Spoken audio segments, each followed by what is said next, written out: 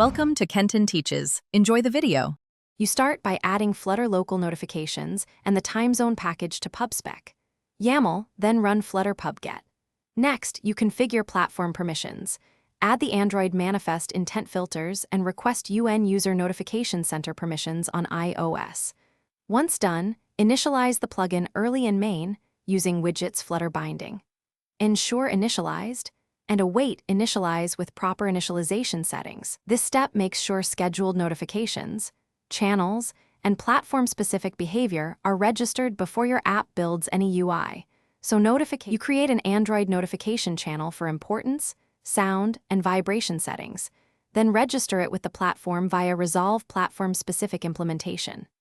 Next, configure initialization settings for Android and iOS, include the default icon, and attach on select notification or callback handlers so you can route users when tapped. For scheduled alerts, use Zone Schedule with the time zone package to compute TZ date time. This ensures alarms respect daylight saving and locale.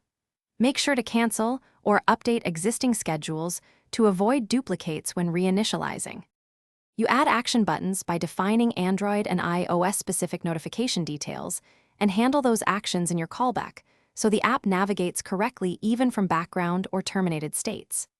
Use concise payload strings, ideally JSON, so you can restore state or deep link when the notification opens your app.